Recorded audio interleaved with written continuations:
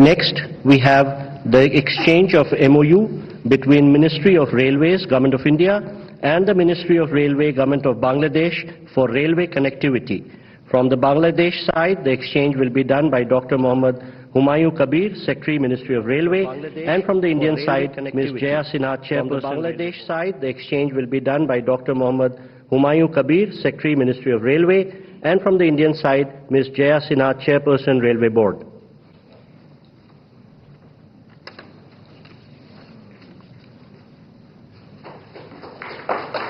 মন্ত্রী, শুরুতেই আমি আপনাকে অভিনন্দন জানাচ্ছি। আজকে 25শে জুন পদ্মা সেতু উদ্বোধনের দ্বিতীয় বর্ষপূর্তি হচ্ছে। আপনার চ্যালেঞ্জে জাতি পদ্মা সেতুর যে সুফল পাচ্ছে সেটি কেবল বলার অপেক্ষা রাখে না। আমরা বেশ সারা জাতির কাছে একটি জিনিস শুনেছি যে আপনার যে সুদূর প্রসারী চিন্তা এবং আপনার যে নিজের নেওয়া যে চ্যালেঞ্জ আপনি করতে পেরেছেন, এজন্য আপনাকে ধন্যবাদ জানাচ্ছি। মাননীয় প্রধানমন্ত্রী, ভারত বাংলাদেশের অকৃত্রিম বন্ধু ৭১-এ সেই প্রমাণ তারা রেখেছে, আমরা তা দেখেছি। বঙ্গবন্ধুর হাত ধরে যে স্বাধীনতা এসেছে, সেই স্বাধীনতায় ভারত আমাদের পাশে ছিল। আপনি গত 15 দিনে দুবার সফরে গিয়েছেন ভারতে। নরেন্দ্র মোদী তৃতীয়বার মেয়াদে ক্ষমতায় আসবেন বলে আপনাকে আমন্ত্রণ জানিয়েছিলেন শপথে। বোঝা যায় যে আমাদের বন্ধুত্ব অটুট আছে। এরপর আপনি গিয়েছেন এবং আমরা সবাই জানি বাংলাদেশের মানুষের রেল হচ্ছে আবেগের জায়গা।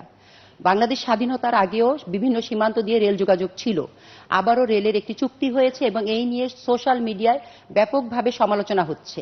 আপনি যদি এই কানেক্টিভিটির ফলে বাংলাদেশ কিভাবে সুফল পাবে সেই বিষয়টি একটু পরিষ্কারভাবে বলতেন তাহলে আমরা। ধন্যবাদ। চালু হতে সমালোচনা হচ্ছে কেন? সোশ্যাল মিডিয়ায় মানুষ সমালোচনা করছে যে এই করিডোরের কথা বলছে এবং সবসময় বলে যে ভারতকে বাংলাদেশ বিক্রি করার একটি ষড়যন্ত্র চলে। এই দেশের মানুষের যারা সবসময় অপপ্রচার চালায় তাদের একটি মুখরোচক গল্প, সেই গল্পের আমরা পরিষ্কারভাবে। আমার একটা প্রশ্ন আছে যে বিক্রিটা তাহলে ওজনটা কিসে মাপছে?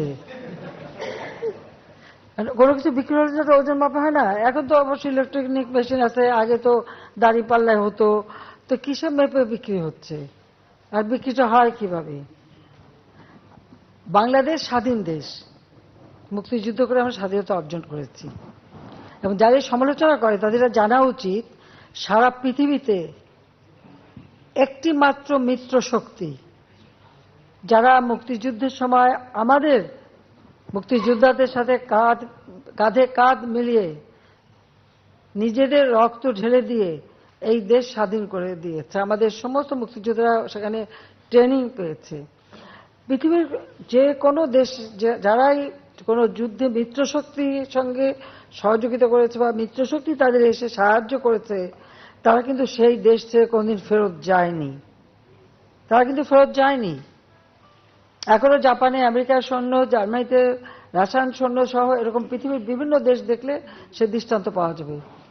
এখানে ভারত কিন্তু ব্যতিক্রম।